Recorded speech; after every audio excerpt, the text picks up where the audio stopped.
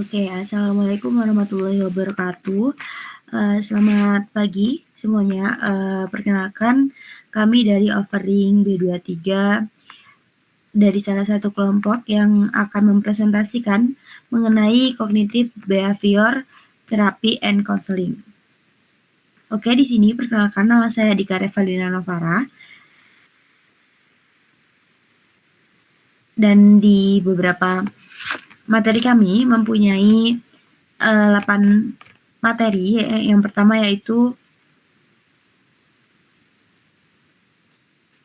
sejarah model konseling CBT, yang kedua konsep dasar CBT, yang ketiga hakikat CBT, yang keempat peran konselor konseli, yang kelima konselor CBT 1, yang keenam konselor CBT 2, yang ketiga konselor CBT 3, dan yang terakhir konselor CBT 4.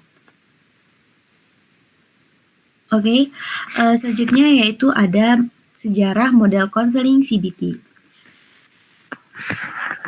Cognitive Behavior Therapy atau yang sering disebut CBT dikembangkan oleh Aaron T. Beck pada awal 1960-an. Setelah ia menemukan bahwa pasien depresi memiliki pikiran negatif, otomatis ia mempengaruhi perasaan dan perilaku mereka. Oke, di sini pada sejarah model konseling CBT berakar dari upaya Dr. Aaron T. Beck, seorang psikiater dan peneliti di Universitas of Pennsylvania, yang pada awalnya merupakan seorang psikoanalisis terlatih. Oke, pada tahun 1950 hingga awal 1960-an itu, Beck menjalankan sejumlah eksperimen untuk membuktikan teori-teori psikoanalisis secara ilmiah, dengan harapan pendekatan psikoanalitik dapat diakui secara akademik oleh komunikasi medis.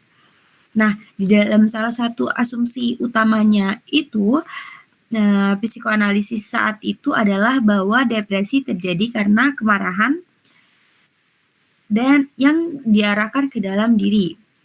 Untuk menguji hipotesis, nah si Beck ini meneliti isi mimpi pasien yang mengalami depresi dan mendeskripsikan bahwa mimpi mereka akan dipengaruhi tema pemusuhan. Namun hasilnya sangat bertolak belakang dari yang diharapkan. Namun pasien depresi justru menunjukkan mimpi dengan tema kehilangan, kegagalan, dan kelemahan diri. Oke, bukan kemarahan atau agresi.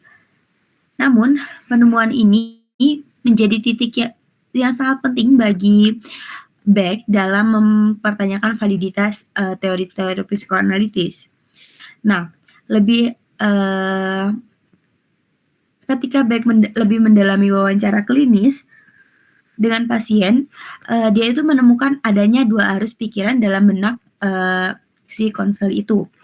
Nah, pertama adalah pikiran asosiasi yang mengalir bebas saat mereka bercerita.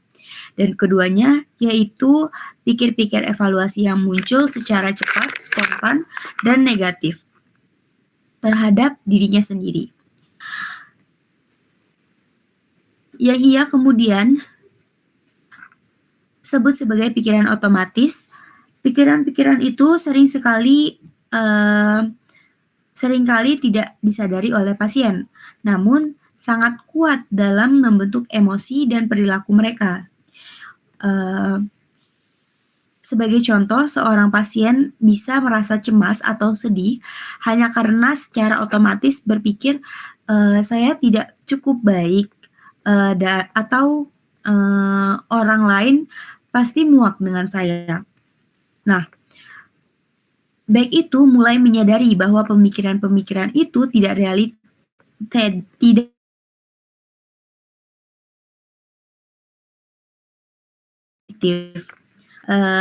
ia itu mulai mengembangkan pendekatan terstrukturnya untuk membantu pasien mengenali dan menangkap pikiran-pikirannya tersebut itu. Dari situ lahirlah pendekatan yang kemudian dinamai terapi kognitif atau kognitif terapi. Nah, terapi ini itu dirancang sebagai psikoterapi di jangka pendek. Nah, itu fokus pada masa kini gitu. Jadi here and now yang berorientasi pada pemecahan masalah dan itu bertujuan untuk mengubah pola pikir dan perilaku yang disfungsional. Nah, baik itu tidak hanya berhenti pada teori, dia juga berkomitmen untuk menguji secara ilmiah bersama dengan Jones Russ. Ia melakukan studi kontrol pertama pada tahun 1977.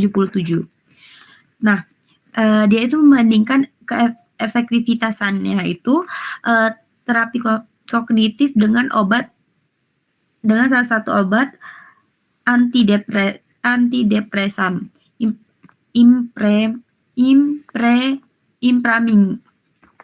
Nah, hasilnya itu menunjukkan bahwa terapi kognitif sama efektifnya dengan pengobatan medis dan bahkan memiliki keunggulan dalam memecahkan kekambuhan. Nah, hal ini menjadi momen historis karena untuk pertama kalinya terapi bicara terbukti secara ilmiah dapat menyaingi pengobatan fragmalogis. Nah, 2 tahun setelah itu, Beck bersama Rush and Shaw dan Energi menerbitkan buku panduan terapi kognitif pertama yang memahami CBT sebagai metode psikoterapi berbasis bukti. Nah, pada tahap selanjutnya, pendekatan Beck itu tidak hanya mengandalkan teknik kognitif saja, tapi mulai menggabungkan teknik-teknik perilaku seperti aktivitas perilaku, eksperimen perilaku, pemberian tugas rumah dan lainnya yang sangat banyak itu ya, untuk memperkuat perubahan pikiran dan emosi pasien. Nah, dalam perubahan pikiran dan emosi pasien itu,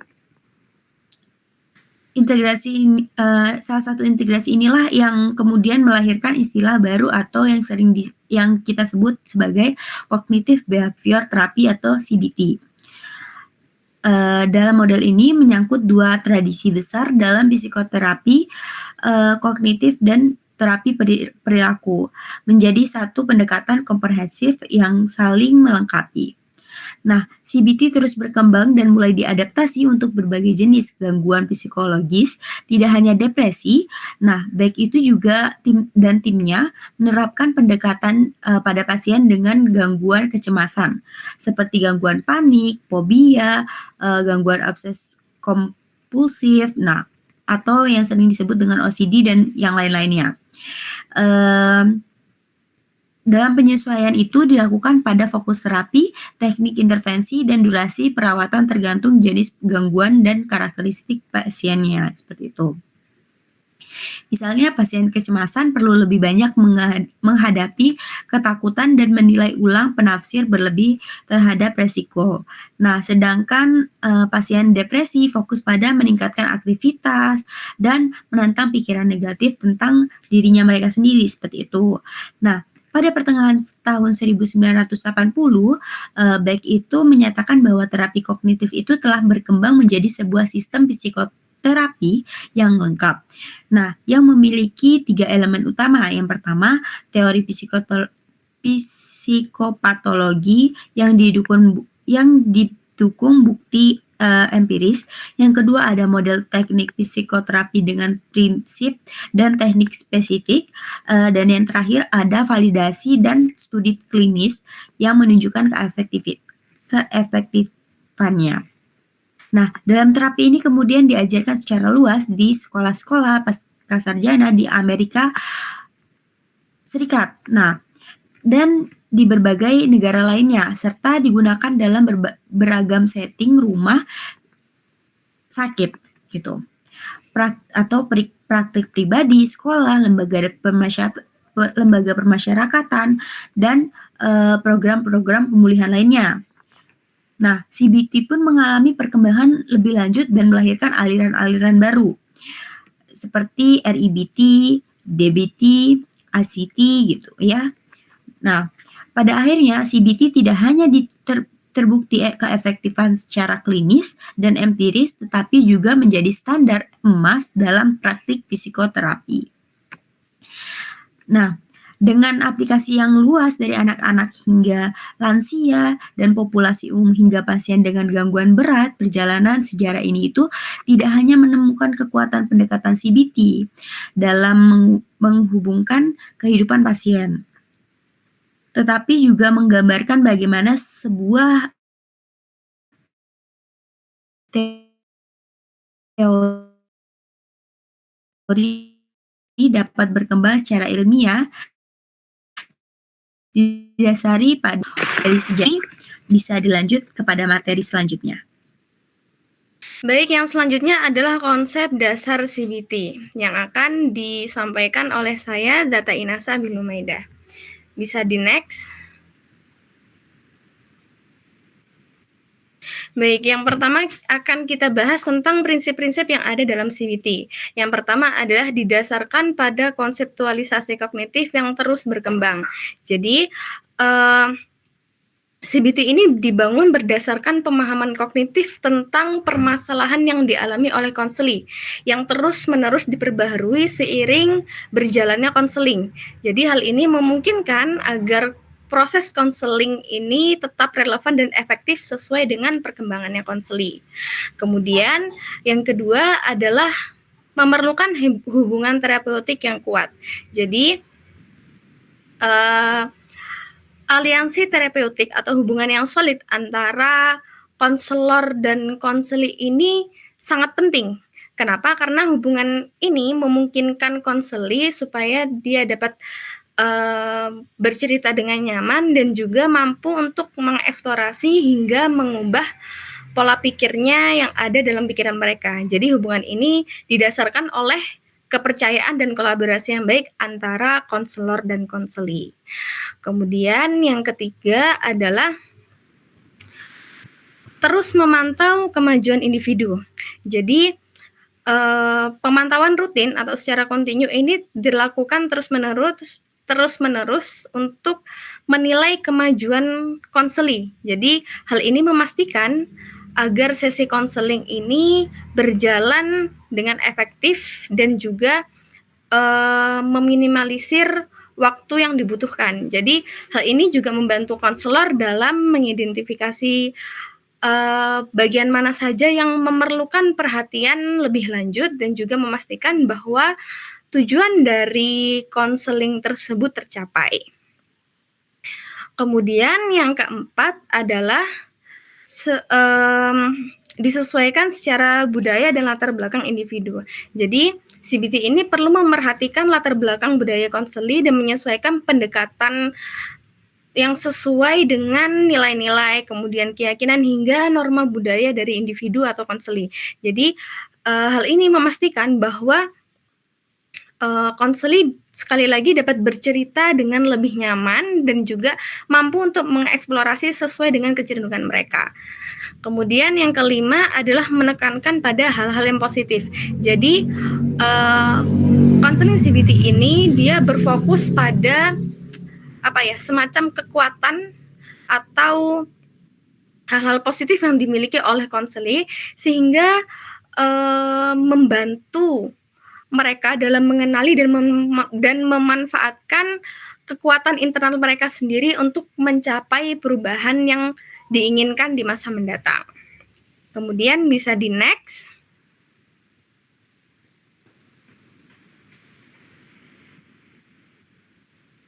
Baik, yang selanjutnya adalah menekankan kolaborasi dan partisipasi aktif. Jadi CBT ini melibatkan kerjasama antara konselor dan juga konseli, dan konseli ini harus berperan aktif dalam proses konseling tersebut. Jadi konselor harus mampu mendorong konseli untuk terus berpartisipasi dalam setiap prosesnya, mulai dari mengidentifikasi masalah, mengeksplorasi hal-hal yang kecenderungan mereka, hingga mengembangkan strategi penyelesaiannya, membangun pikiran positif yang baru, dan lain sebagainya. Kemudian yang selanjutnya adalah berorientasi pada aspirasi, nilai, dan juga tujuan. Jadi, konseling ini membantu konseli untuk mengidentifikasi kebutuhan mereka dan ditujukan untuk dan cara pengerjaan itu berjalan menuju aspirasi dan nilai-nilai pribadi mereka. Kemudian juga menetapkan tujuan yang jelas dan realistis supaya mampu mencapai perubahan positif dalam hidupnya konseli. Kemudian yang selanjutnya adalah menekankan pada masa kini. Jadi fokus utamanya CBT ini berfokus pada masalah dan pengalaman yang dihadapi oleh konseli pada masa kini. Namun tidak meskipun begitu, mengeksplorasi masa lalu juga dapat dilakukan jika hal tersebut dianggap relevan dengan masalah yang dialami oleh konseli saat ini. Kemudian yang ke-9 adalah bersifat edukatif. Jadi salah satu tujuannya konseling CBT ini adalah untuk mengejarkan konseli keterampilan yang diperlukan dalam mengidentifikasi masalah, kemudian mengevaluasi, merespon cara pikir mereka, serta keyakinan mereka yang dianggap negatif gitu, sehingga nantinya mereka dapat menghadapi masalah tersebut di masa mendatang terkait tentang diri mereka sendiri. Kemudian yang ke-10 adalah dilakukan secara terstruktur. Jadi setiap sesi dalam CBT ini memiliki struktur yang jelas, termasuk mulai dari penetapan agenda, kemudian pekerjaan rumah, bagaimana peninjauannya, bagaimana pengerjaannya, kemudian diskusinya bagaimana, hingga kepenugasannya itu bagaimana gitu. Jadi struktur ini membantu supaya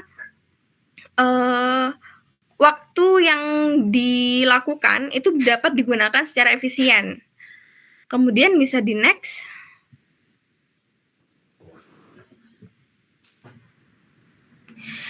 Baik, yang selanjutnya adalah menggunakan penemuan terbimbing dan mengajarkan individu untuk merespon kognisi disfungsional mereka.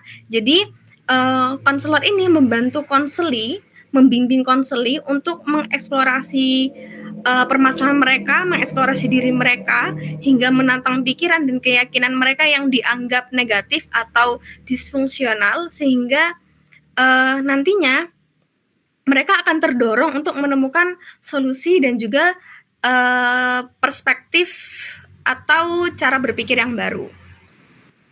Kemudian mencakup rencana dan aksi. Jadi konselor ini memberikan tugas kepada konseli atau aktivitas yang perlu dikerjakan di luar sesi konseling.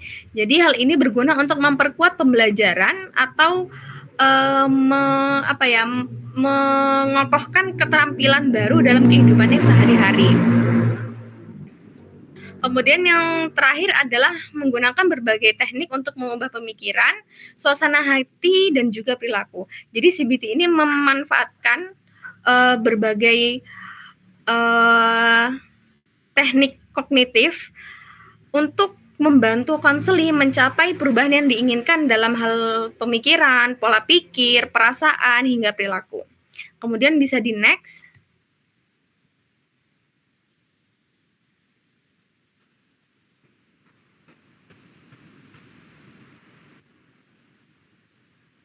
Baik, yang selanjutnya adalah model kognitif dari konseling CBT. Jadi, model kognitif dalam CBT ini mencakup beberapa lapisan struktur kognitif yang saling berhubungan. Ada 6 lapisan. Ada core belief atau keyakinan inti, ada intermediate belief atau keyakinan menengah, ada automatic thoughts atau pemikiran otomatis, ada reaction, situation, dan juga skema. Bisa di next. Baik, yang pertama kita bahas adalah core belief-nya. Jadi, core belief ini merupakan keyakinan yang paling dasar yang seringkali tidak disadari oleh individu. Jadi, keyakinan ini biasanya sudah terbentuk sejak masa kanak-kanak dan tercipta dari pengalaman-pengalaman mereka di masa kecil gitu biasanya. Dan biasanya keyakinan ini cenderung bersifat global, absolut, dan juga kaku. Nah, ada 3 macam core belief yang negatif yang berdasarkan dari Judith Beck. Ada helplessness atau ketidakberdayaan, ada unlovability atau tidak dapat dicintai, dan juga worthless atau tidak berharga. Nah, untuk helplessness ini atau ketidakberdayaan ini biasanya sering ketika konseli ini merasa misalnya tidak efektif dalam menyesuaikan sesuatu, kemudian sering membandingkan diri dengan orang lain, tidak mempercayai kemampuan diri, seperti itu. Kemudian kalau unlovability atau tidak dapat dicintai adalah mereka merasa bahwa diri mereka ini tidak memiliki kualitas yang baik dalam membangun hubungan dengan orang lain, gitu. Kemudian yang terakhir ada worthless atau tidak berharga. Jadi ketika mereka merasa bahwa diri mereka ini berdosa, gitu, dan dapat merugikan atau membahayakan orang lain, seperti itu. Kemudian bisa di next.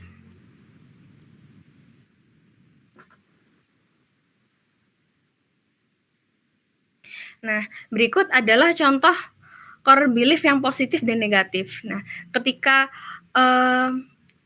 salah satu tujuannya adalah kita mengubah dari core belief yang negatif ini menjadi yang positif. Seperti seseorang yang awalnya merasa, oh saya tidak kompeten nih, mohon maaf ada terjadi kesalahan tulisan.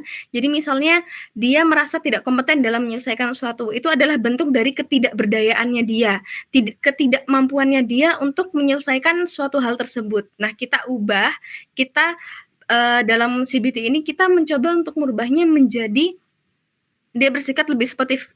Dia bersikap menjadi lebih positif. Misalnya, oh iya saya kompeten, saya bisa melakukan hal ini, seperti itu. Kemudian untuk unlovability adalah contohnya itu saya tidak merasa menarik, saya tidak pantas dicintai, kayak gitu. Saya tidak penting, gitu. Kemudian kita ubah menjadi hal yang lebih positif. Kemudian yang worthless tadi adalah dia, oh saya tidak bermoral, saya buruk, saya pendosa, gitu. Jadi mereka cenderung menyalahkan diri sendiri tentang nilai-nilai mereka, sehingga mereka merasa bahwa diri mereka ini tidak berharga, seperti itu. Nah, diubah menjadi lebih positif supaya dia merasa, oh iya saya berharga dan saya dapat diterima. Bisa di next.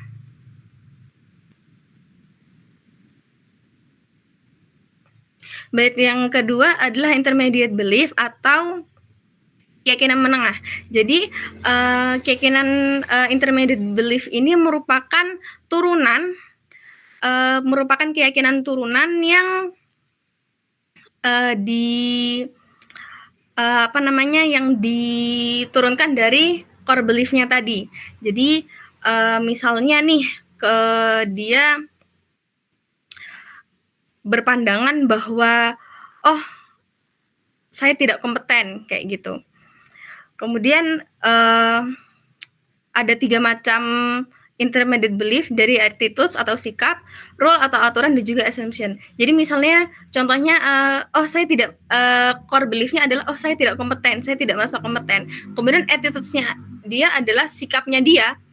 Oh dia menganggap bahwa oh kegagalan itu merupakan hal yang tidak bisa diterima. Seperti itu. Jadi attitudes ini bisa dibilang seperti pandangan umum tentang beberapa aspek, seperti itu. Kemudian yang kedua ada rule atau aturan. Jadi dia bisa dibilang semacam prinsip yang diyakini individu untuk harus diikuti, gitu. Jadi karena tadi dia merasa oh saya tidak kompeten, gitu. Nah kemudian dia memiliki aturan, dia memiliki rules pada dirinya sendiri bahwa oh iya saya harus bisa menyelesaikan tugas saya dengan baik, seperti itu. Kemudian yang selanjutnya adalah assumption atau asumsi, yakni keyakinan yang tentang bagaimana dunia ini berjalan, bagaimana dunia ini berfungsi gitu. Jadi biasanya diawali dengan jika dan maka. Jadi contohnya lanjutannya tadi adalah setelah dia memiliki aturan pada dirinya bahwa oh iya saya harus bisa menyelesaikan segala sesuatu dengan baik gitu. Maka dia asumsinya dia bahwa jika dia tidak dapat menyelesaikan sesuatu dengan baik, maka saya tidak kompeten gitu. Saya akan dianggap tidak kompeten seperti itu. Bisa dilanjut.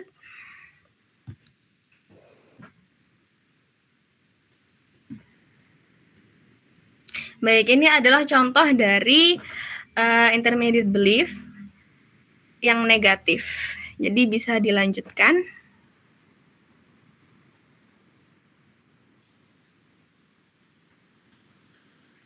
Baik, yang selanjutnya adalah automatic thoughts atau pemikiran otomatis gitu. Jadi dia merupakan pikiran-pikiran yang muncul secara tiba-tiba, secara spontan dalam situasi tertentu gitu. Jadi pikiran ini biasanya muncul dengan sekelibat dan sangat cepat sehingga terkadang dia tidak disadari. Yang disadari oleh individu biasanya adalah reaksinya gitu. Nah, jikapun individu menyadari automatic thoughts-nya ini, biasanya mereka akan langsung menerimanya tanpa memikirkan bahwa ini benar atau tidak dan berpikir langsung, oh ya ini adalah yang benar, seperti itu. Bisa dilanjutkan.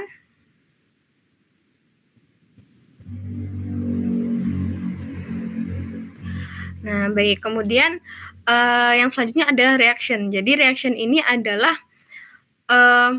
respon gitu. Jadi dia merupakan respon yang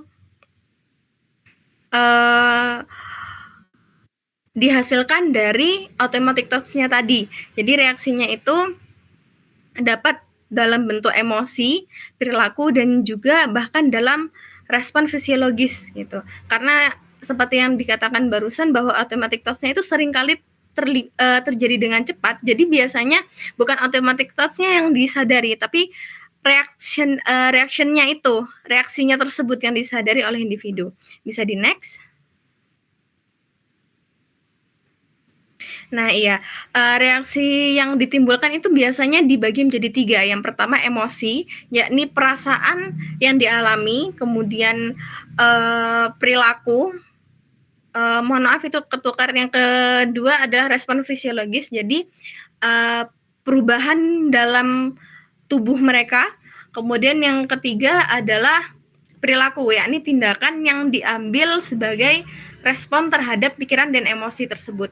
Jadi misalnya ketika ada situasi di mana dia presentasi misal, kemudian dia merasa emosinya itu misalnya dia sedang presentasi, kemudian dia melakukan kesalahan. Nah, emosi yang dia rasakan apa? Oh, dia sedih, dia kecewa karena dia melakukan kesalahan. Kemudian perilaku tubuhnya adalah dia merasa, oh, kok gemetar kayak gitu, kok bingung, dia gemetar, tubuhnya gemetar, keringat dingin, seperti itu. Kemudian untuk perilakunya dia bisa jadi langsung menjelaskan secara cepat kayak gitu supaya lebih cepat selesai, seperti itu. Kemudian bisa dilanjutkan.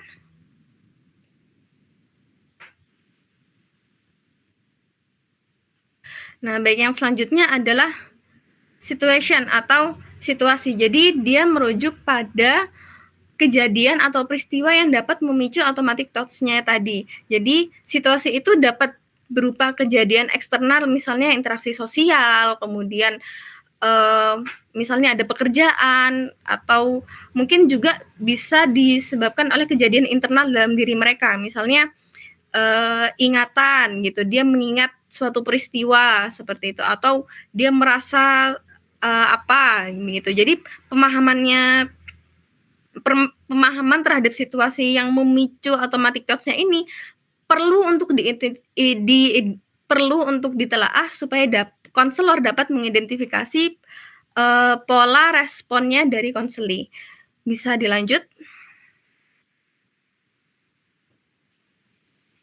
Baik, yang selanjutnya adalah skema. Jadi skema ini merupakan struktur mental atau pola pikir yang didasari oleh keyakinan inti gitu. Jadi dia berperan dalam memproses informasi dan pengalaman baru. Jadi dia fungsinya itu seperti filter. Dia memproses informasi, menelaah pengalaman-pengalaman yang nanti akan masuk ke dalam pikirannya. Bisa di next. Baik, ini adalah contoh dari skemanya. Jadi ketika dia dia berpikir, core belief-nya adalah dia merasa saya tidak kompeten kayak gitu. Nah, skemanya ini dia menyimpan dan mengorganisasikan hal-hal yang terjadi di dalam kehidupannya. Dia memfilter segala informasi di pengalaman barunya. Jadi ketika dia skemanya negatif, core belief-nya negatif, otomatis skemanya juga akan negatif. Jadi dia akan memfilter hal-hal yang dianggap kuat dalam mendukung keyakinan tersebut. Jadi misalnya dia merasa, saya tidak kompeten. Jadi semua kegagalan itu dia ingat. Kemudian ketika dia berhasil dalam melakukan sesuatu, dia biasanya mencari alasan mengapa hal tersebut bisa berhasil. Dan bahkan jika ada suatu hal yang benar-benar berhasil,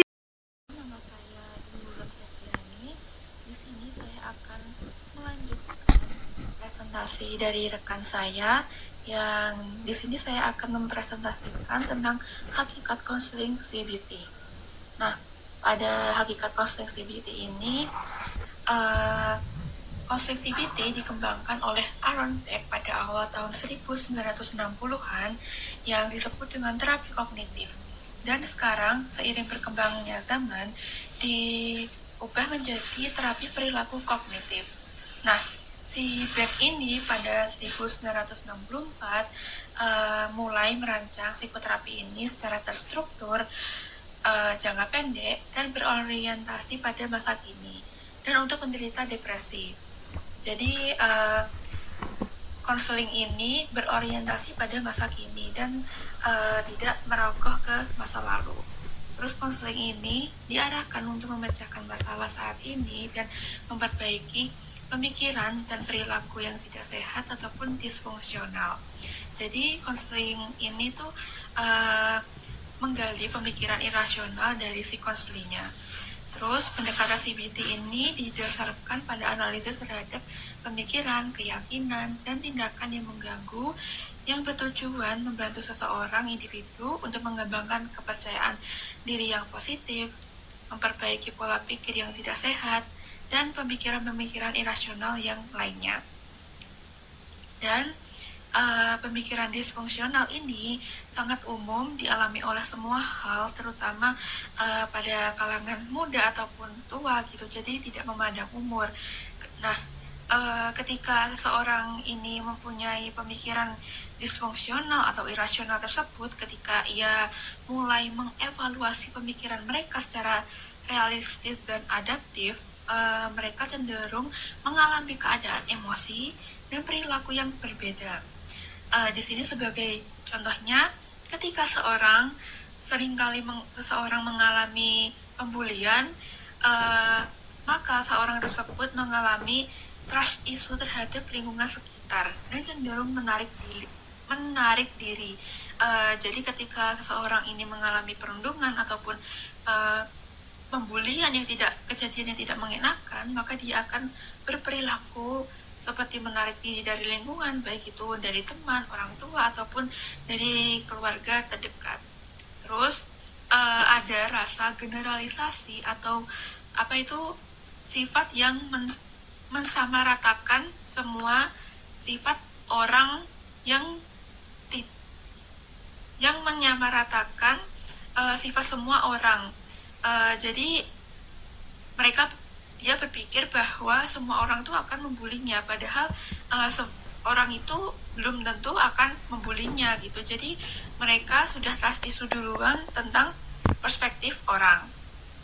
Oke, bisa di next. Selanjutnya ada tujuan pengubahan CBT. Nah, tujuan pengubahan pada konseling CBT ini untuk membantu dan menggali dan menanggapi pemikiran konseli yang irasional yang tidak akurat, yang menjadi pemikiran yang mendasari pikirannya tersebut. Berikut ini beberapa pengubahan dalam konseling CBT. Yang ke satu, konselor menggali pemikiran konseli yang irasional dan perilaku yang menyimpang dengan membantu mengembangkan perspektif yang adaptif dan realistis. Jadi tugas konselor di tujuan pengubahan ini yaitu mengubah pemikiran irasional konseli yang cenderung menyimpang dan mengembangkan perspektif baru yang lebih realistis dan adaptif. Jadi kayak lebih mengubah perspektif itu menjadi lebih positif. Yang kedua, konselor mengidentifikasi permasalahan yang urgent atau yang paling mengganggu konseli. Ketika konseli menceritakan permasalahannya yang lebih dari satu, alangkah baiknya konselor tersebut menanyakan masalah mana dulu nih yang paling urgent buat dibahas gitu, agar penyelesaiannya terfokus pada masalah yang paling berat tersebut. Terus yang ketiga, konselor mengajukan pertanyaan yang membantu ke konseli berdasarkan rasional, bukan pembenaran. Jadi kan konseli sudah berpikiran irasional tentang dirinya maupun lingkungannya kan. Jadi konselor tersebut memberi pertanyaan atau umpan balik ke yang lebih rasional dan bukan pembenaran atas pemikiran irasional pada konseli tersebut. Jadi konselor harus mengajukan pertanyaan lebih irasional dan membantu.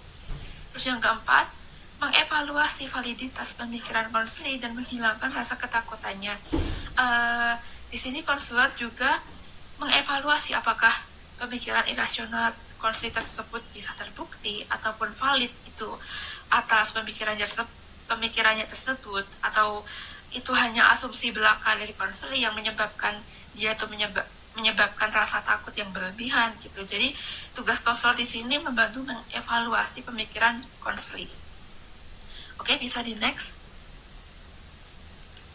Kemudian ada situasi hubungan dalam konseling CBT dalam setting individu. Dalam membina situasi hubungan dalam konseling CBT dalam setting individual, ada beberapa hal yang harus diperhatikan oleh konselor dan konseli. Di antaranya sebagai berikut. Yang pertama ada peran konselor. Yang pertama, saling membangun hubungan baik, kepercayaan, dan kehangatan dalam ruangan konseling. Jadi di sini antara keduanya itu harus membangun rasa kepercayaan, kehangatan, sehingga keduanya tuh tidak merasa canggung ketika menceritakan masalahnya, terutama si konselingnya. Yang kedua, menunjukkan sikap empati, pemilihan kata, nada suara, ekspresi wajah, dan bahasa tubuh. Pada poin 2 ini sangat menggambarkan konselor ya teman-teman. Jadi pada poin kedua ini sangat harus dikuasai oleh konselor. Jadi kalau tanpa hal ini konselor tuh tidak akan maksimal performanya. Terus yang ketiga, menunjukkan pemahaman yang baik atas permasalahan konseling melalui pertanyaan, refleksi, dan perbuatan yang bijaksana. Jadi konselor ini harus menjadi pendengar yang baik bagi konseli agar ia bisa juga memberi pertanyaan yang reflektif, pertanyaan yang membantu, dan perbuatan yang positif juga ketika membina konseli. Terus yang keempat, memberi ruang bercerita untuk konseli yang hangat dan menyenangkan sehingga konseli merasa diterima dan dihargai. Nah ini kurang lebih sama kayak poin 1, saling membangun hubungan yang baik agar keduanya tidak saling canggung. Terus yang kelima, membantu konseling membuat rencana pengubahan kognitif dan behavior dengan mengajarkan keterampilan memecahkan masalah dengan pekerjaan rumah, mengevaluasi pemikiran konseli, dan menyimpulkan pemahaman baru. Terus yang selanjutnya ada peran konseli. Yang ke-1, memiliki kesadaran untuk berubah menjadi lebih baik. Nah, konseli ini juga mempunyai niat untuk mengubah dirinya agar lebih baik lagi dari sebelumnya. Terus yang kedua, berperan aktif dan terbuka dalam menceritakan masalah. Jadi konseli di ruang konseling ini diharapkan untuk berperan aktif dalam menceritakan masalahnya, bukan bersifat pasif kayak gitu. Terus yang ketiga, tidak bersikap resisten atau menolak perubahan. Jadi ketika ada balikan atau umpan balik dari konselor ke konselingnya, konseli itu harus bisa menerimanya dan menjawabnya dengan baik dan tidak bersikap cenderung menolak perubahan atas perilakunya tersebut. Kan pada dijelasin yang pertama tadi, konseli harus memiliki kesadaran untuk berubah menjadi lebih baik. Jadi mereka tidak boleh menolak perubahan. Kalau ada yang menolak perubahan, bisa digantikan di sesi konseling di lain waktu. Terus yang keempat, menyadari akan perilaku dan pemikirannya yang sebelumnya tidak irasional menjadi lebih adaptif dan rasional. Jadi peran konseling ini juga menyadari bahwa perilakunya yang semulanya tidak irasional menjadi lebih adaptif dan rasional lagi ketika berpikir maupun bertindak. Oke, bisa di next. Kemudian ada situasi hubungan dan dinamika kelompok dalam konseling CBT. Yang ke-1, anggota kelompok berkolaborasi aktif saat sesi konseling berlangsung. Jadi anggota kelompok tuh harus sesama aktif dan tidak pasif ketika sesi konselingnya berlangsung. Terus yang kedua, menemukan kemungkinan dan upaya guna memecahkan konflik yang dibahas dengan cara berdiskusi antar anggota kelompok. Jadi antar anggota tuh bisa saling mengenal antara satu sama lain dan bisa memberi perspektif baru sehingga melahirkan solusi dan bisa digunakan untuk alternatif kepada konseli yang sedang dibahas masalahnya. Terus yang ketiga, terjalin hubungan yang hangat antara anggota kelompok dan membangun rasa saling percaya. Nah, ini biasanya dilakukan pada awal sesi konseling ketika membuat kesepakatan untuk tidak saling membocorkan rahasia ini di luar sesi konseling. Terus yang keempat, saling berinteraksi dengan aktif dan menyenangkan.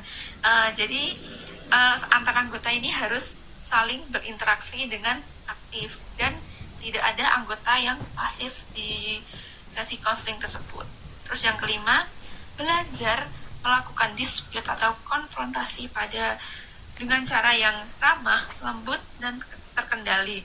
Nah, pada konseling CBT ini anggota juga diperlukan untuk mendispute ke anggota lain yang sedang dibahas masalahnya dengan cara yang ramah, lembut, dan terkendali. Dan hal itu bertujuan untuk tidak menyakiti perasaan anggota lain yang sedang dibahas masalahnya tersebut dan tidak terkesan memojokkan. Terus yang keenam, mempunyai semangat untuk berubah menjadi pribadi yang lebih baik dengan meningkatkan kontrol diri, tanggung jawab, dan kemandirian memecahkan masalah. Jadi diharapkan dari sesi konseling ini tidak cuma yang dibahas masalahnya saja yang berubah, tapi juga anggota yang lain juga ikut berubah lebih baik lagi. Oke, bisa di next untuk PPT-nya. Baik, selanjutnya akan dibahas oleh rekan saya. Perkenalkan, nama saya Binti Masururo. Di sini saya akan melanjutkan ya presentasi daripada rekan saya sebelumnya terkait daripada peran konselor CBT gitu ya. Nah, sebenarnya sudah sempat disinggung, namun di sini saya akan menjelaskan lebih lanjut lagi terkait daripada peran konselor CBT. Nah, di sini yang pertama adalah peran konselor CBT individu. Yang pertama adalah menyusun konseptualisasi kognitif konseli, di mana konselor CBT itu bertugas membuat pemahaman menyeluruh tentang bagaimana sih cara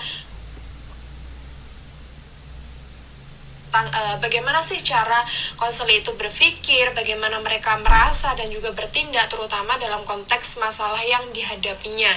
Nah, ini disebut dengan konseptualisasi kognitif, di mana konseptualisasi ini tuh bukan hanya sekedar label diagnosis saja, tetapi merupakan panduan panduan hidupnya ya, dan terus berkembang yang membantu konselor itu memahami akar dari pikiran negatif konselor itu apa sih gitu ya. Jadi kondisi atau keyakinan yang tidak sehat dari konselor itu apa, dan perilaku yang memperburuk kondisi psikologis konselor itu apa. Nah, konselor itu dalam hal ini itu menggunakan pemahaman ini untuk merancang intervensi yang tepat selanjutnya yang akan digunakan konselor itu apa.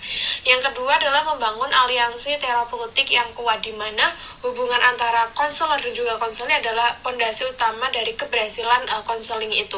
Nah, dalam CBT hubungan ini disebut sebagai aliansi terapeutik, di mana konselor itu dia membangun ya hubungan yang aman, terus kemudian juga akhirnya membuat konselor itu merasa nyaman, di mana akhirnya konselor itu merasa dihargai dan juga didengarkan. Nah, jadi kayak konselor tidak bersikap yang otoriter atau membuat konselor itu merasa tidak nyaman ya. Jadi harapannya konselingnya itu mampu buat akhirnya terbuka gitu ya dengan konselor. Yang ketiga adalah memberikan edukasi psikoedukatif, di mana konselor CBT itu berperan sebagai edukator ya. Ya akhirnya dia itu membantu konseling memahami prinsip-prinsip dasar terapi, seperti kayak hubungan antara pikiran, perasaan dan juga perilakunya. Jadi konseling itu tidak hanya ditolong tetapi juga akhirnya diberikan diberikan ajaran gitu ya terkait bagaimana cara mengelola pikirannya sendiri. Nah, di sini yang keempat adalah mengajarkan keterampilan kognitif dan perilaku, di mana konselor itu tidak hanya mendengarkan tetapi juga aktif mengajarkan berbagai keterampilan penting kepada konseli ya. Ini bisa berupa keterampilan berpikir positif, kemudian ya apapun itu terkait daripada masalah dari konselingnya itu ya. Semua ini bertujuan agar konselor itu memiliki kayak bantuan untuk akhirnya menghadapi masalah hidupnya atau tantangan dalam perkembangannya itu dengan lebih sehat. Terus kemudian merancang tugas rumah atau rencana aksi, di mana salah satu ciri khas CBT adalah adanya pekerjaan rumah atau rencana aksi. Nah, itu kayak bagaimana dalam proses ini tuh sangat penting ya untuk perubahan konselingnya, di mana konselor itu membantu konseling itu merancang tugas-tugas kecil dan realistis yang bisa dilakukan di luar sesi konseling. Nah, seperti kayak dia punya masalah misalkan pikirannya itu kayak negatif, terus kemudian juga akhirnya dia sulit konsentrasi dan seterusnya, ataupun kayak melatih keterampilan sosialnya kayak gitu. Nah, melalui tugas ini itu perubahan nyata itu diharapkan ada di dalam diri konselingnya. Selanjutnya adalah peran CBT kelompok. Mungkin bisa di next Mbak Operator.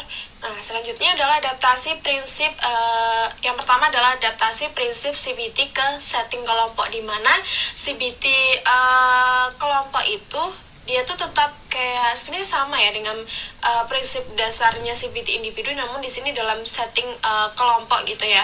Nah, dalam peran CBT kelompok ini di mana yang pertama itu membantu individu untuk akhirnya mengenali dan mengubah pola pikir negatif atau tidak realistis yang mempengaruhi perasaan dan perilaku mereka. Nah, bedanya dalam kelompok ini proses konseling itu dilakukan secara bersama-sama, jadi nggak sendirian, sehingga strategi CBT itu disesuaikan agar bisa diterapkan dalam suasana yang akhirnya dia tuh melibatkan banyak orang, karena kan di sana nggak cuma dia aja kan, tapi ada beberapa anggota kelompok konseling lainnya gitu ya. Nah, yang kedua adalah dukungan sosial dan validasi emosi, di mana salah satu kekuatan dari CBT itu adalah dalam kelompok adalah adanya dukungan emosional dari sesama anggota. Nah, di sini kan karena dia nggak sendiri ya, jadi ada anggota yang lain yang memberikan dukungan. Jadi saat ada yang dia tuh misalkan kayak seseorangnya itu berbagi pengalaman gitu ya, nah anggota lain itu bisa merasa lebih dipahami karena kayak dia merasakan hal yang serupa gitu. Jadi kayak masalahnya tuh juga dialami oleh orang lain. Nah, ini memberikan efek kayak validasi, di mana peserta itu merasa bahwa perasaan atau pikirannya itu masuk akal dan nggak aneh karena ada orang lain yang merasakan juga gitu ya. Dukungan seperti ini seringkali membuat anggota itu merasa lebih semangat karena ada orang lain juga, dan dia tuh tidak merasa sendirian gitu ya dalam memperjuangkan masalahnya. Yang ketiga adalah belajar melalui observasi, di mana dalam CBT kelompok ini anggotanya itu bisa belajar bukan hanya dari diri sendiri tetapi juga dari proses yang dialami oleh anggota yang lain ya. Misalkan saat seseorang itu mengungkapkan pikiran negatifnya, lalu dibantu kayak mengevaluasi pikiran tersebut gitu ya. Jadi kayak ada evaluasi dari teman-teman kelompoknya gitu ya. Anggota lain itu bisa secara bersama-sama, sehingga kayak dia menciptakan suasana belajar yang dinamis gitu ya, karena nggak dia sendiri yang belajar.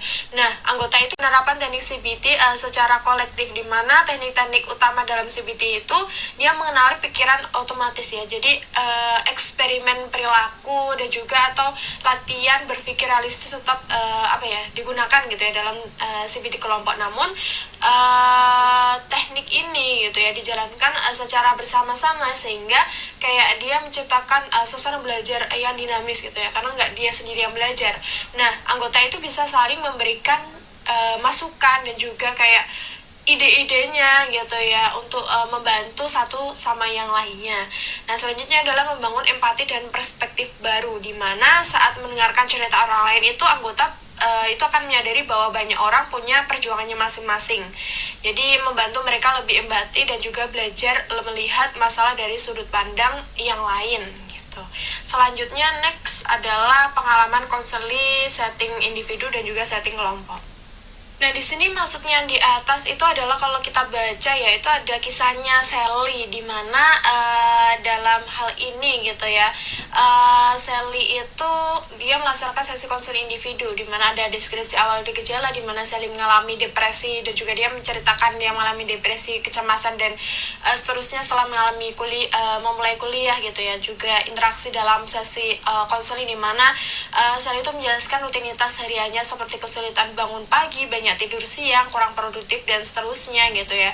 Selanjutnya adalah keterlibatan dalam terapi, di mana dalam konseling itu, di mana Sally itu secara bertahap menjadi aktif ya, dari hanya mengikuti arahan hingga memimpin dan menetapkan agenda. Terus kemudian dalam proses konseling juga yang dialaminya gitu ya, di mana dia melakukan identifikasi, menetapkan tujuannya, mengidentifikasi pikiran otomatis negatifnya gitu ya, menerima edukasi tentang model kognitif dan belajar melalui tugas rumah, dan juga adanya perubahan yang dialaminya.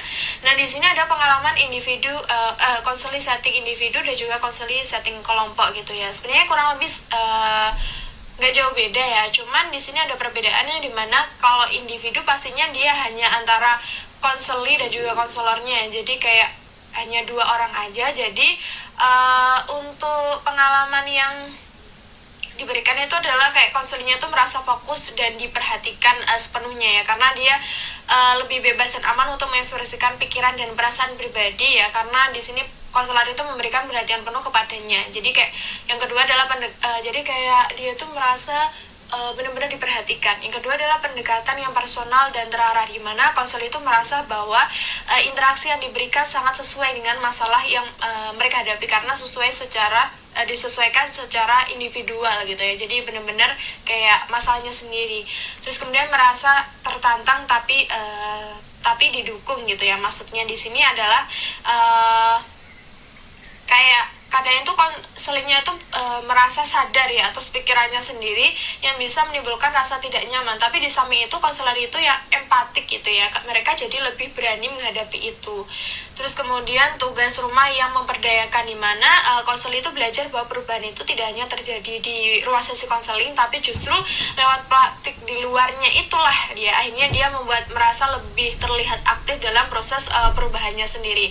Nah, terus kemudian juga proses relaksasi refleksi yang lebih dalam, di mana dalam hal ini karena sesi bersifat satu lawan satu ya, konselor itu merasa lebih banyak ruang untuk merenung, terus mengevaluasi diri dan menghadapi masalah-masalahnya.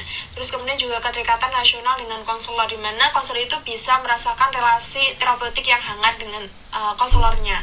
Yang bedanya dengan kelompok ya, karena dia ada beberapa orang di dalamnya, maka dalam hal ini tuh akhirnya dia merasa didukung dan tidak sendiri karena kan ada teman-temannya juga mengalami hal yang sama, jadi kayak dia merasa tidak sendirian.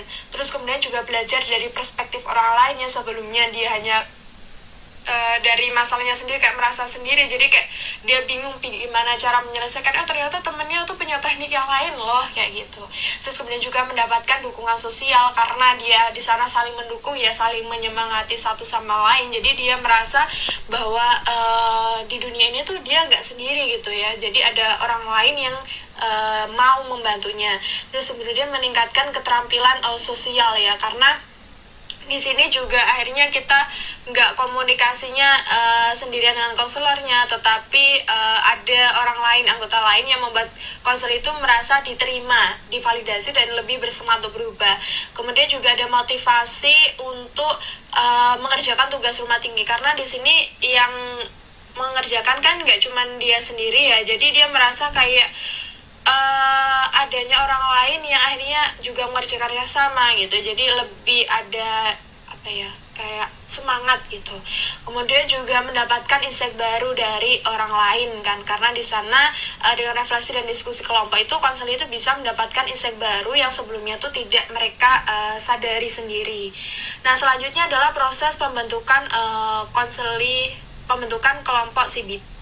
Yang pertama adalah identifikasi kebutuhan dan menentukan tujuan kelompok, di mana dalam hal ini tuh konselor itu mengidentifikasi sebenarnya masalahnya itu yang dibutuhkan konselingnya itu apa sih gitu ya, dan akhirnya menetapkan tujuan, dan tujuan itu harus jelas dan terukur ya, jadi satu sama lainnya tuh punya tujuan yang sama gitu ya di dalam sesi kelompok itu.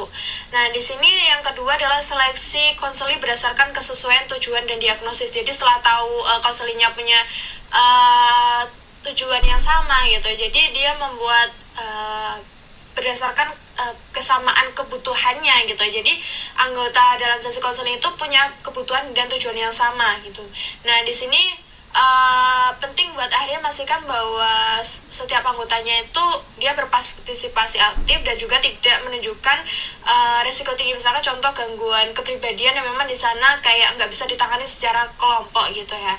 Kemudian juga edukasi awal kepada konseling mengenai model kognitif dan juga prinsip CBT. Nah di sini kayak misalkan bagaimana akhirnya nanti selama sesi konseling itu bukan lebih ke teknik sih, lebih kepada nanti kita tidak sampai hanya menggunakan kita pakai teknik CBT ya, tapi kayak secara gambarnya kayak nanti kita coba buat akhirnya menyelesaikan masalah dengan ini gitu ya. Jadi kayak nggak sampai akhirnya CBT kan konseling juga nggak tahu ya. Terus kemudian juga hanya menjelaskan tujuan dan struktur kelompok, terus kemudian peran dari anggotanya dan juga dari konselornya itu seperti apa gitu ya. Nah di sini kemudian ada menyusun struktur dasar sesi CBT kelompok ya, dimana dalam hal ini gitu ya, setiap sesi konseling itu biasanya mengikuti struktur kayak ada pembukaan, ada diskusi sampai akhirnya penutupan, dimana dalam hal ini mengidentifikasi pikiran kayak merasa yang pertama itu meriksa dulu ya suasana hatinya bagaimana. Kalau ada sebelumnya sudah ada tugas rumah ya diulas gitu ya, identifikasi pikiran konseling itu seperti apa, evaluasi pikiran negatif dan juga latihan strategi kognitif dan perilakunya. Atau mungkin sebelumnya belum ada penugasan rumah, maka di sini ditetapkan penugasan rumahnya dan juga adanya umpan balik dari anggotanya.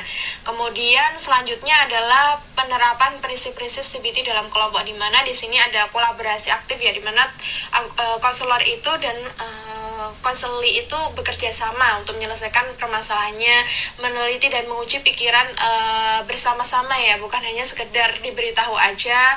Terus kemudian juga ada pendekatan edukatif, di mana peserta itu diajarkan keterampilan untuk menjadi konselor bagi dirinya itu seperti apa. Nah di sini konselor itu berorientasi pada pemecahan masalah ya, di sini dan juga sekarang. Kemudian ada di sini evaluasi dan penutup, di mana di akhir rangkaian sesi itu dilakukan refleksi ya, apa yang sudah dipelajari selama sesi konseling itu, perubahan apa yang dirasakan, dan rencana selanjutnya itu apa gitu ya, tugas rumahnya, atau mungkin kayak kalau masalah sudah selesai berarti butuh nggak sih sesi konseling selanjutnya. Nah itu bisa didiskusikan. Nah Mungkin itu presentasi dari saya. Bisa next dilanjutkan oleh rekan kelompok saya. Yang berikutnya adalah hubungan antara evaluasi dan sesi pertama terapi. Sebelum sesi terapi pertama, konselor itu perlu menyiapkan laporan evaluasi dan rencana perawatan awal. Jika konselor itu sudah mendapatkan izin dari konseli, konselor itu dapat menghubungi tenaga atau profesional tambahan. Konselor di sini juga memiliki hak untuk berkoordinasi dengan profesional untuk membantu konseli dalam penanganan dan perawatannya. Hal ini itu sering menjadi sebuah pendekatan yang dapat membantu konseli ini menjadi lebih baik dan mengubahnya menjadi lebih positif. Jadi adanya hubungan atau diskusi bersama dengan konselor dan konseli bersama dengan pihak profesional untuk membantu konseli menjadi lebih baik. Next.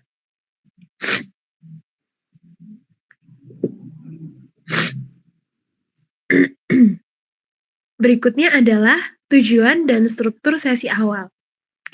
Tujuan di sini itu untuk membangun hubungan yang baik dan kepercayaan dengan konseli. Yang kedua, mensosialisasikan kepada konseli bahwa hal ini itu mendidik konseli agar mereka itu dapat memahami gangguan atau masalah yang mereka miliki, lalu model kognitif yang digunakan, dan model atau proses terapi. Berikutnya adalah untuk mengumpulkan data tambahan dan membantu konseli dalam menyelesaikan masalahnya. Yang berikutnya adalah mengembangkan ke daftar tujuan. Dan yang terakhir adalah memulai memecahkan masalah yang penting dari pasien atau konseli.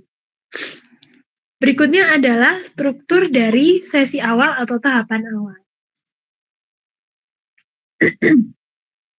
Pada tahapan awal yang pertama, itu tentunya harus menetapkan agenda atau menetapkan seperti janjian seperti itu. Lalu, melakukan pemeriksaan suasana hati. Suasana hati seperti apa yang sedang dialami oleh konseli, sehingga konselor itu mampu menyesuaikan diri sikap konselor kepada konseli. Yang berikutnya, mendapatkan informasi terbaru, baik berupa angket ataupun formulir yang di awal tadi. Yang berikutnya adalah mendiskusikan diagnosis konseli dan melakukan psikoedukasi. Hal ini dilakukan di awal supaya konselor itu tahu bagaimana ia harus bersikap kepada konseli. Yang berikutnya adalah pada bagian tengah, itu adanya identifikasi masalah dan menetapkan tujuan. Berikutnya mendidik konseli mengenai model kognitif atau model pendekatan yang akan digunakan, dan mendiskusikan masalah yang akan dibahas secara bersama-sama. Pada tahap yang terakhir, pada sesi awal, itu memberikan atau membuat sebuah ringkasan, meninjau atau memeriksa kembali tugas pekerjaan rumah, dan mendapatkan umpan balik dari konseli. Next.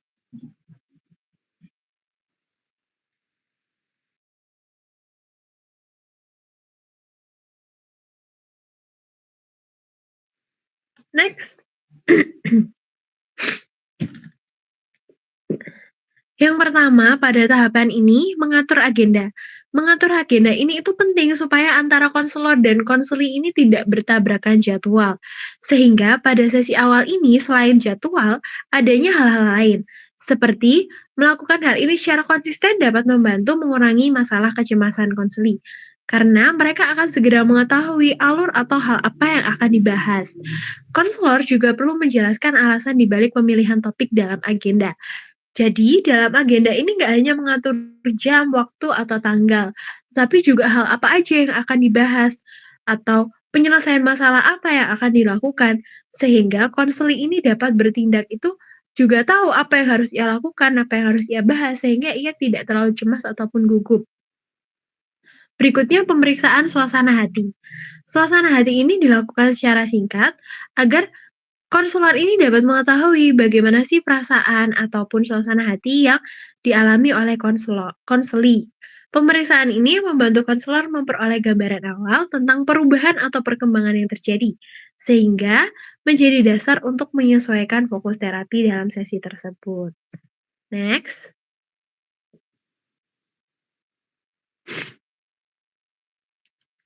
Berikutnya adalah pembaharuan. Pembaharuan di sini adalah konselor akan menanyakan kepada konseli apakah ada masalah atau isu penting yang belum sempat dibahas dan memungkinkan menjadi prioritas utama dalam sesi tersebut. Jadi konselor ini dalam hal lain itu melakukan konfirmasi ulang kepada konseli mengenai masalah apa sih yang akan dibahas dan masalah apa yang akan diselesaikan bersama-sama. Lalu berikutnya, mendiskusikan diagnosis. Seperti pada pembaharuan, pada mendiskusikan diagnosis ini, konselor meninjau kembali secara singkat masalah konseli dan memintanya menyampaikan pemahamannya sendiri. Konseli umumnya ingin tahu diagnosis mereka dan butuh diyakinkan bahwa kondisi mereka wajar. Pada hal ini, konselor itu harus menghindari penggunaan label seperti gangguan kepribadian dan menggunakan bahasa yang lebih umum dan empatik. Seperti Anda mengalami depresi berat selama setahun dan terakhir, kesulitan dalam hubungan serta pekerjaan. Nah, hal ini itu mampu membantu konseli itu semakin menyadari apa yang terjadi dalam dirinya. Next.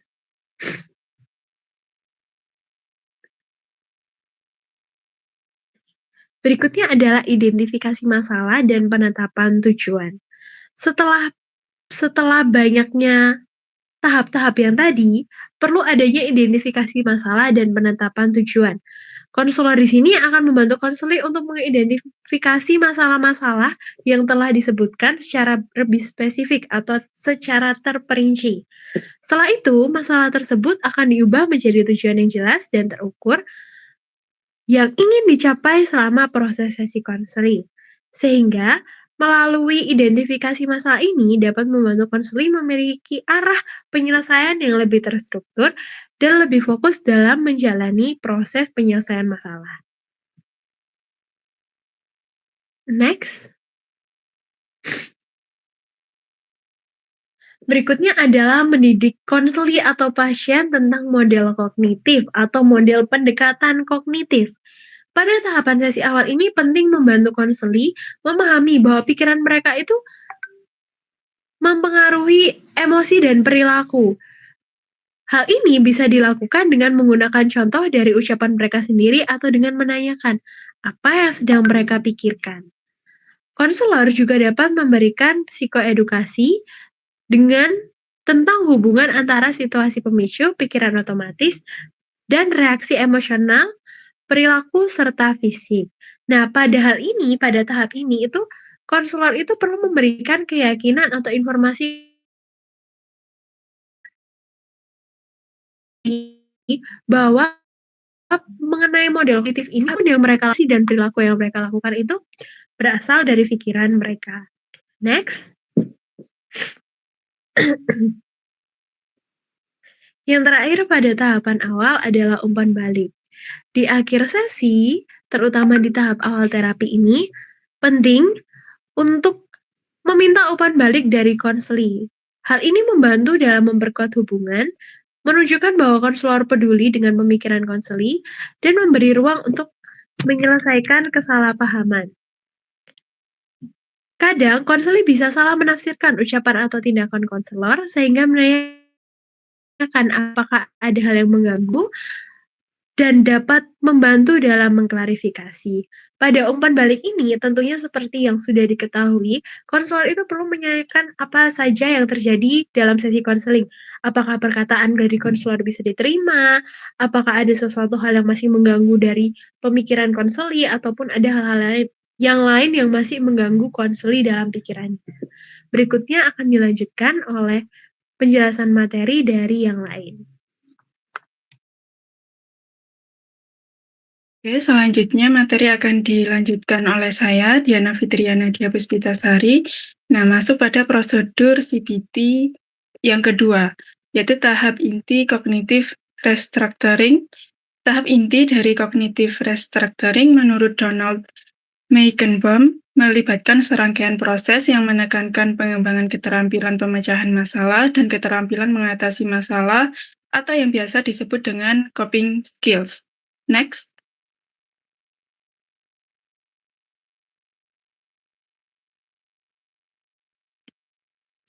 Nah, selanjutnya, pada pendekatan cognitive restructuring dikenal sebagai stress inoculation training atau yang biasa disingkat dengan SIT, dan bagian intinya ada dalam proses restrukturisasi kognitif yang terdiri dari beberapa elemen penting sebagai berikut.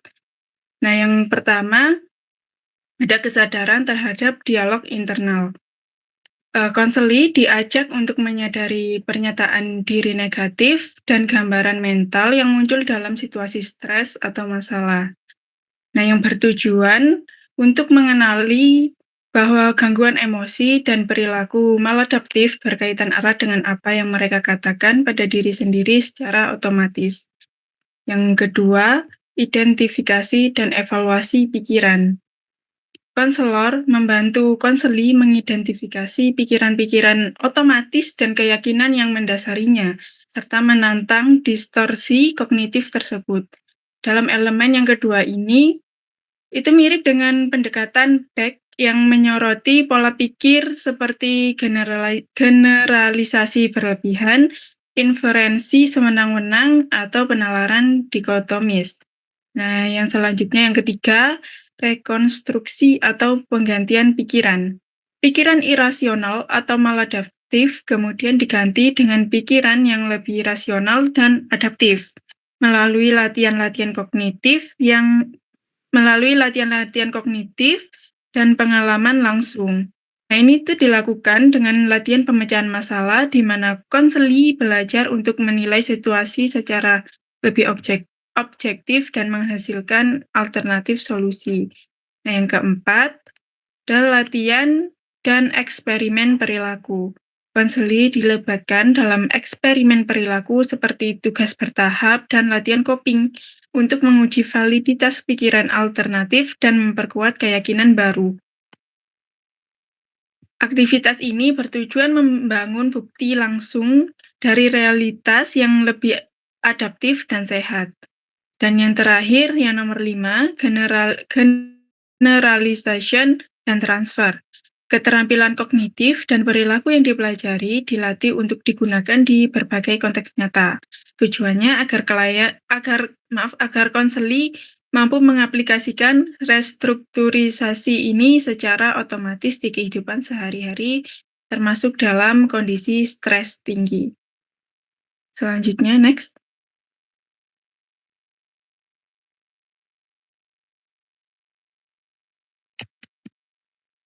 Nah, untuk peruntukan core belief intermediate atau automatic task,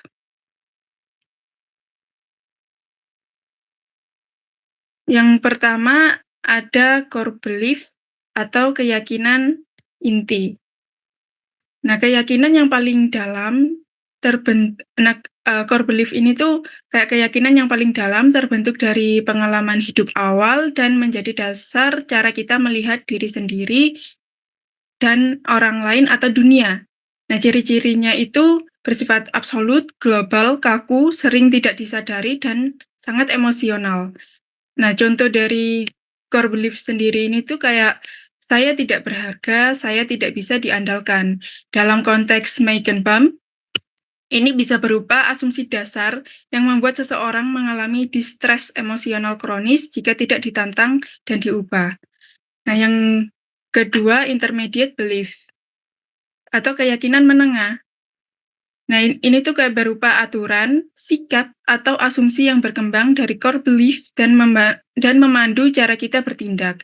Nah, ciri-cirinya bersifat kondisional atau normatif, banyak memakai kata harus, sebaiknya, jika, atau maka. Nah, contohnya seperti jika saya tidak sempurna, maka saya gagal. Contoh lainnya kayak saya harus disukai semua orang, atau orang yang marah pada saya pasti membenci saya. Dalam pendekatan Meigenbaum, keyakinan menengah atau immediate belief ini sering muncul dalam bentuk skrip internal atau pernyataan diri negatif yang dipelajari dari pengalaman masa lalu. Dan yang ketiga, ada automatic thought atau pikiran otomatis. Nah, pikiran ini tuh pikiran cepat dan spontan yang muncul dalam respon terhadap suatu situasi spesifik. Ciri-cirinya sangat spesifik, bersifat situasional, dan sering muncul tanpa disadari. Contohnya seperti, aku pasti akan gagal presentasi ini. Dia pasti pikir aku bodoh, aku nggak bisa ngatasin ini. Dalam konteks Meikenbaum, automatic task ini sering jadi target awal karena lebih mudah dikenali oleh konseli dan bisa dilacak melalui tugas-tugas seperti mendengarkan diri sendiri saat mengalami stres. Bisa next?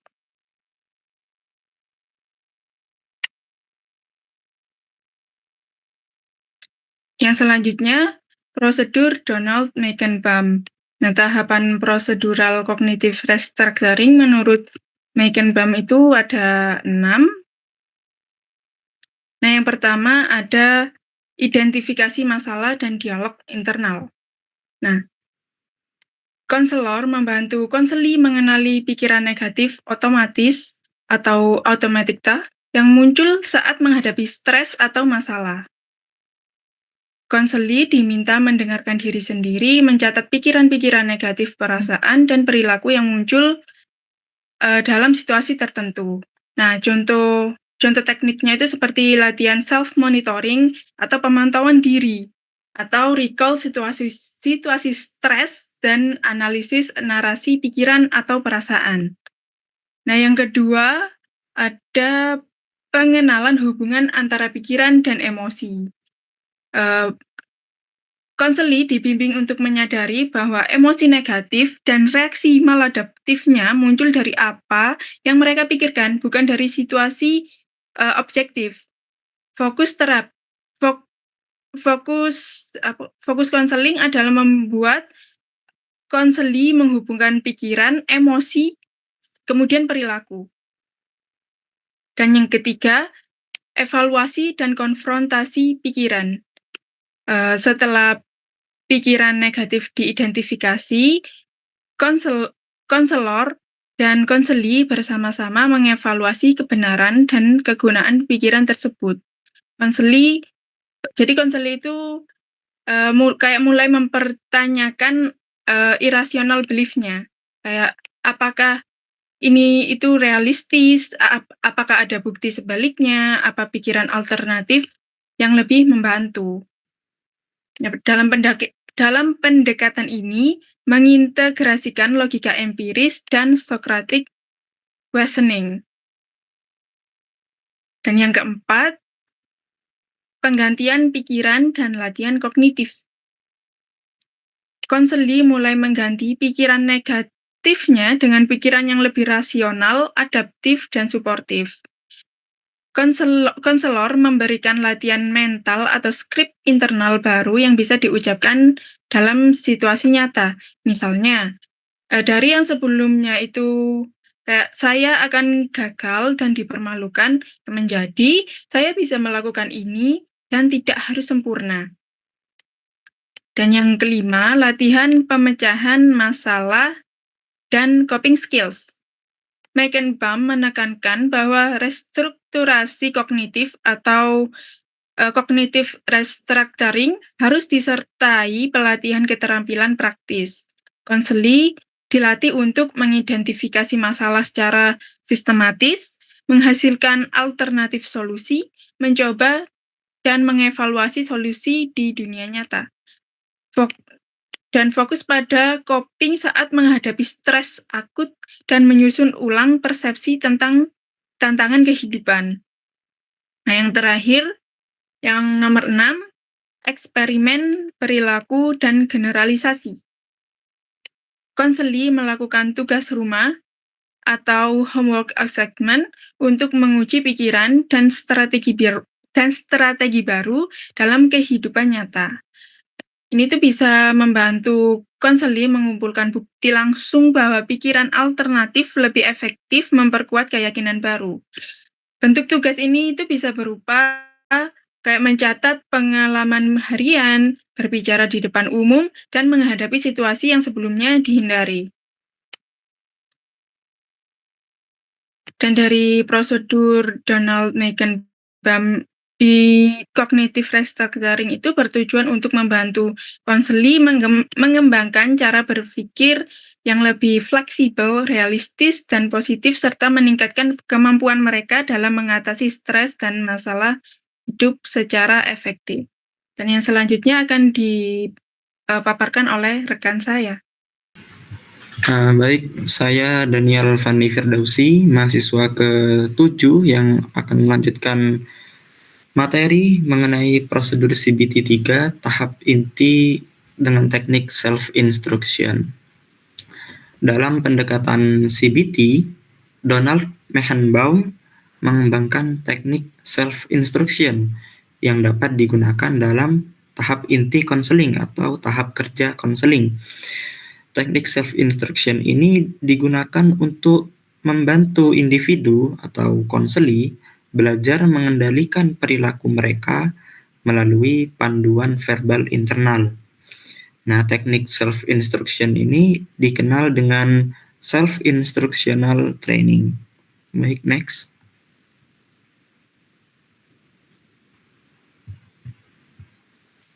Nah, self-instructional training. Teknik yang digunakan dalam CBT untuk membangun keterampilan berpikir dan mengarahkan perilaku melalui bahasa internal. Teknik ini berlandaskan dari teori perkembangan menurut Vygotsky dan Luria yang menjelaskan bahwa pengendalian diri berawal dari instruksi verbal eksternal atau ucapan eksternal orang lain, lalu berkembang menjadi self-talk yang terdengar atau ucapan diri yang terdengar atau overt speech, dan akhirnya berubah menjadi ucapan dalam hati atau covert speech. Nah, tujuannya itu adalah agar individu ini mampu menggunakan bahasa untuk memandu, memonitor, dan mengevaluasi tindakan mereka secara mandiri. Nah, Donald Megenbaum ini menerjemahkan proses perkembangan menurut Vygotsky dan Luria tersebut dalam hubungan terapeutik seiring dengan fenomena yang terjadi pada anaknya sendiri. Nah, jadi dalam buku bacaan itu terdapat seorang anak gitu bernama David. Nah, David ini adalah anak laki-laki Donald Megenbaum sendiri yang saat itu masih berusia 2 tahun. Nah, David ini digambarkan menyukai apel, namun tidak suka dengan kulitnya, sehingga ketika memakannya, dia sering meludahkannya ke lantai. Nah, suatu ketika, David ini meludahkan kulit apel ke lantai.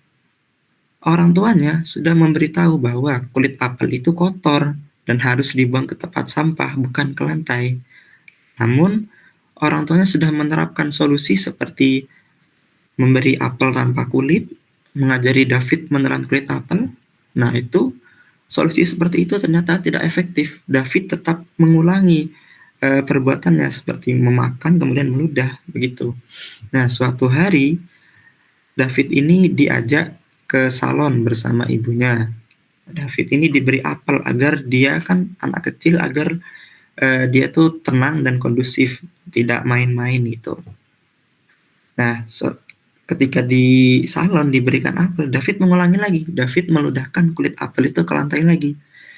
Dan ibunya berkata di sini, David tidak boleh, kotor. Lihat, kulit apel ini masuk ke tong sampah. Nah, ajaibnya yang terjadi adalah David ini meludahkan kulit apel, kemudian dia melihatnya, lalu mengambilnya dan membuang ke tempat sampah sambil mengatakan Bepi, Dor, dan Aldon. Nah, maksud di sini Bepi itu adalah kata David untuk sampah atau di sini itu kulit apel. Kemudian Dor itu open yang artinya membuka sesuatu, dan kemudian Aldon itu artinya menyelesaikan suatu tindakan seperti itu. Jadi secara runtutnya David tuh ketika melihat apel kemudian mengambilnya itu sambil mengatakan Bepi, mengatakan bapi itu, yang berarti sampah. Kemudian dia menuju ke tong sampah sambil mengatakan door untuk membuka tong sampah itu, dan membuangnya sembari mengatakan juga all done, menyelesaikan suatu tindakan.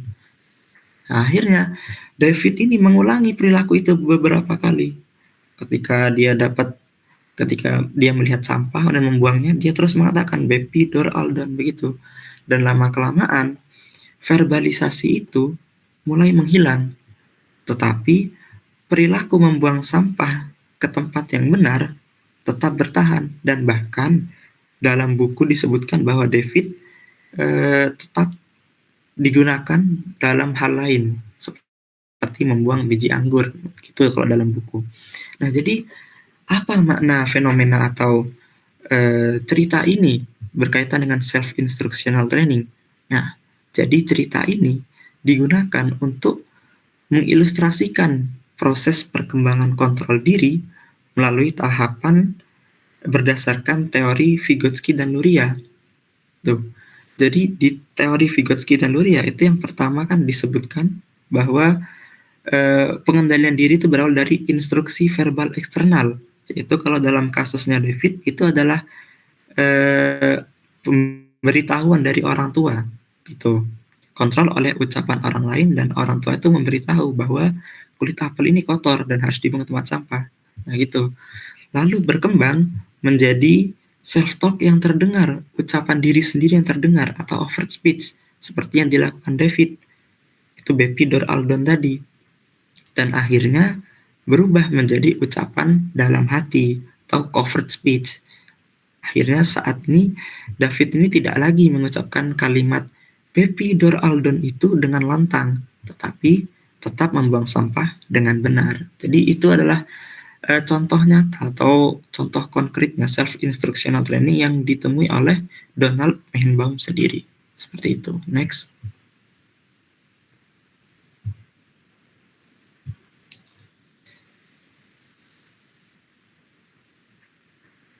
Nah, kemudian peruntukan core belief, intermediate, atau automatic thought.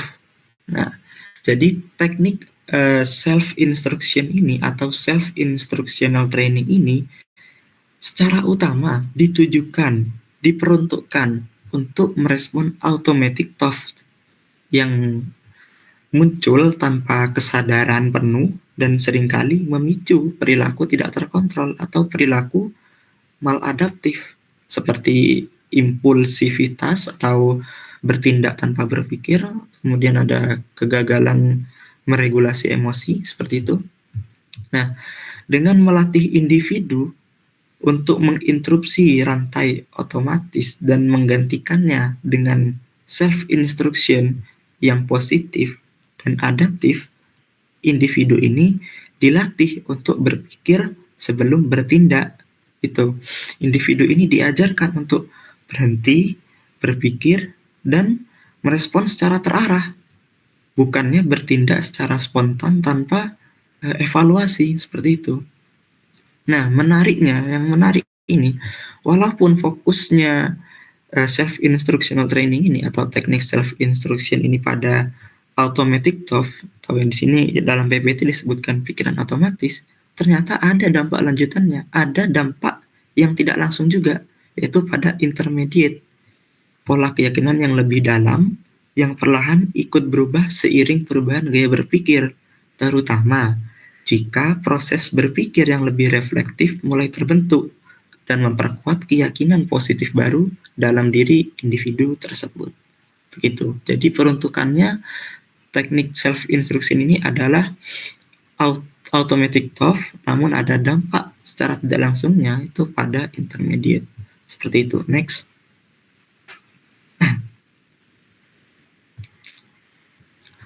Nah, yang terakhir adalah prosedur Donald Mehenbaum. Prosedur self-instructional training ini dilakukan secara sistematis tentunya dan bertahap untuk melatih konseli atau individu mengembangkan self-talk yang fungsional dan konstruktif dalam menghadapi tugas atau permasalahan yang menantang, seperti itu. Nah, dalam pelaksanaannya, prosedur penerapan self-instructional training ini menurut Donald Mehenbaum dilakukan melalui 5 tahapan bertingkat, yaitu yang pertama adalah cognitive modeling. Cognitive modeling ini berarti pemodelan kognitif yang dilakukan oleh terapis, atau dalam hubungan terapeutik itu berarti konselor ya, begitu. Jadi konselor menyelesaikan suatu tugas sambil berpikir keras, memperagakan proses berpikir internal yang positif dan terarah. Kemudian konselor ini juga menunjukkan cara memecahkan masalah, cara memahami kesalahan, cara tetap tenang dalam menghadapi permasalahan, dan cara memberi penguatan pada diri sendiri.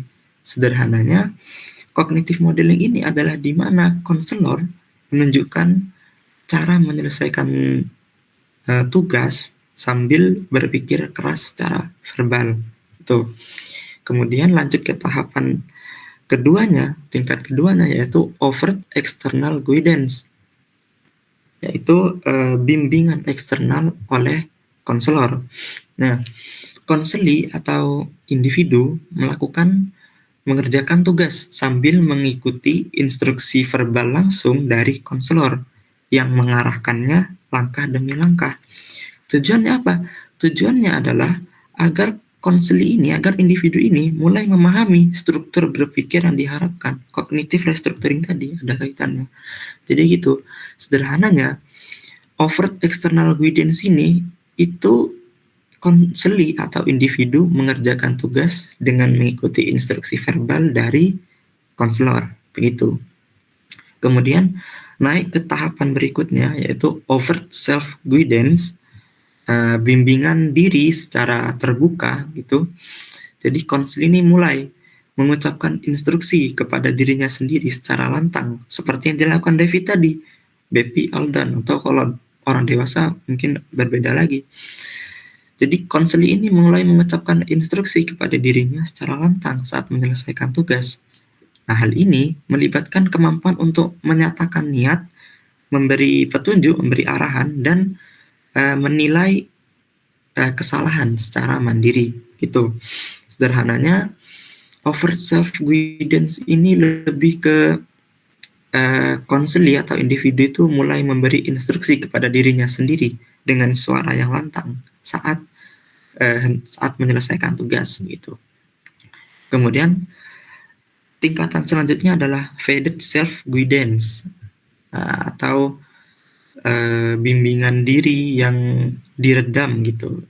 Jadi konseli ini secara bertahap mengurangi volume suaranya dari yang lantang tadi menuju self-talk, menuju diri sendiri yang dipendam dalam hati. Nah, ini berarti menunjukkan adanya transisi, adanya perubahan dari yang semula overt speech tadi menuju ke covert speech, begitu. Kemudian di tahap akhirnya, yaitu covert self-instruction, atau di sini akhirnya tuh si konseli ini menginternalisasi instruksi, menginternalisasi arahannya, sehingga ia dapat mengatur pikiran dan tindakannya tanpa harus berbicara secara verbal, tanpa harus berbicara secara lantang, gitu. Secara mudahnya, ya begitu. Sebenarnya itu sudah cukup mudah untuk menjelaskannya. Jadinya konseli ini akhirnya menginternalisasi instruksinya, arahannya, dan menggunakannya dalam pikiran secara otomatis. Jadi jadi berlandaskan dengan teori Vygotsky dan Luria tadi, cognitive modeling ini masuk ke yang tahap pertama, yaitu ucapan eksternal dari orang lain. Kemudian tahapan kedua dan tiga, yaitu overt external, overt self, itu masuk ke overt speech atau ucapan diri sendiri yang terdengar, gitu. Dan faded itu peralihan dari yang overt speech menuju covert speech, dan covert self instruction itu adalah covert speech sendiri. Ya, jadi begitu jika berlandaskan dengan teori Vygotsky dan Luria tadi.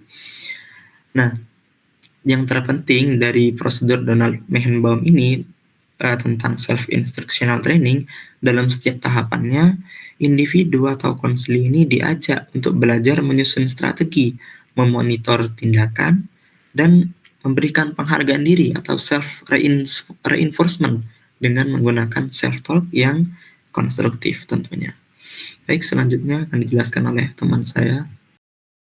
Baik, selanjutnya saya Elsa Fani Silvianur Rahma akan menjelaskan prosedur CPT 4, yaitu tahap inti coping skills. Nah, coping skills adalah keterampilan yang diajarkan kepada konseli untuk menghadapi, mengelola, dan mengatasi stres, kecemasan, atau situasi lainnya. Dalam pendekatan Menckenbaum dan CBT pada umumnya, coping skills bukan hanya berbentuk perilaku, tetapi juga pikiran dan keyakinan yang adaptif.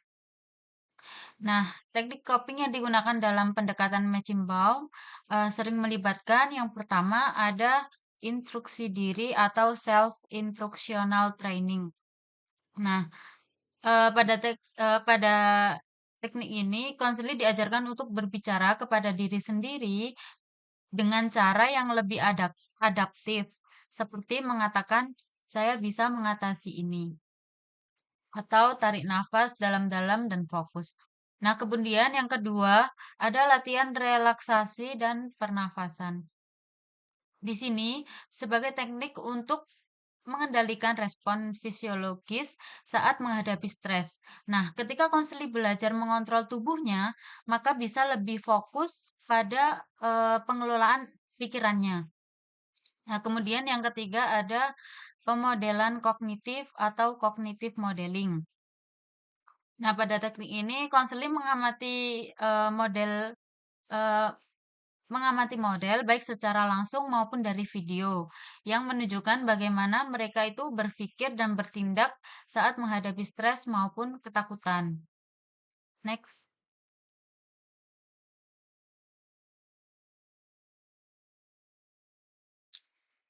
Kemudian yang selanjutnya ada latihan imajinatif.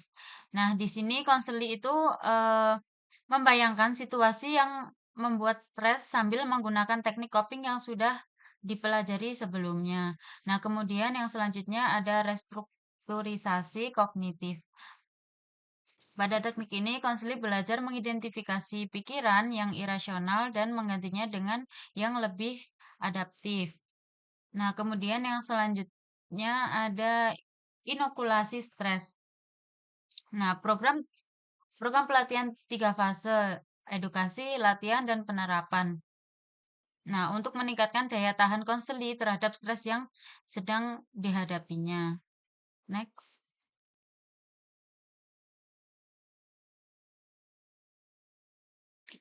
Nah, kemudian ada peruntukan yang automatic talks, intermediate belief, dan core belief. Nah, kognisi ini tuh sendiri dibagi berdasarkan levelnya. Yang pertama ada automatic talk.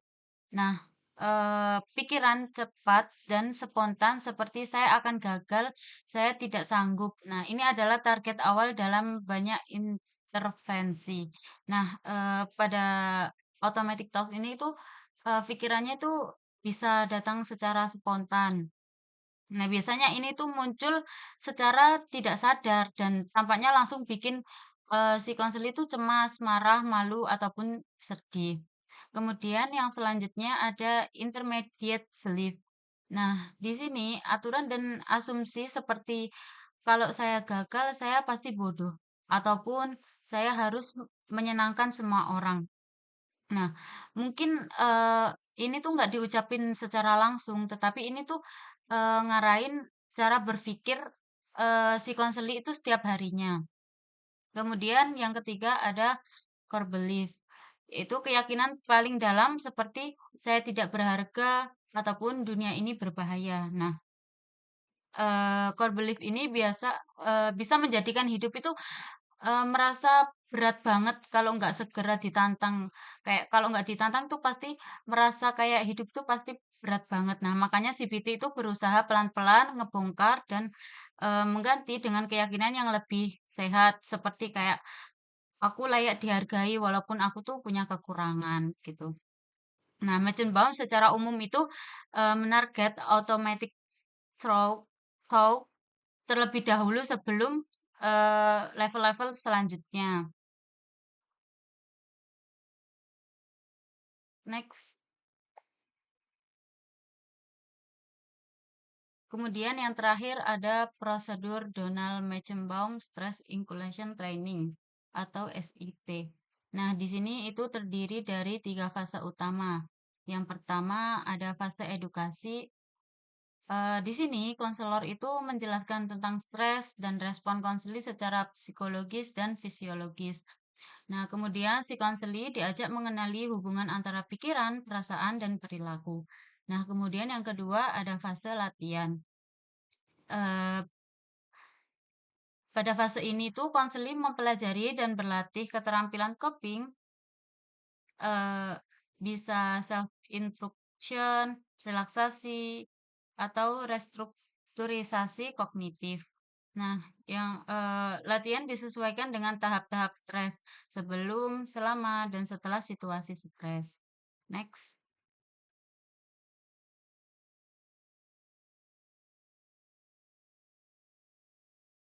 Nah, yang terakhir ada fase aplikasi. Nah, di sini pada fase ini konseli itu menerapkan keterampilan dalam situasi nyata atau simulasi. Kemudian fokus pada generalisasi dan pemeliharaan keterampilan. Next. Nah, terima kasih. Mungkin itu yang bisa kami sampaikan. Kurang lebihnya mohon maaf dan terima kasih.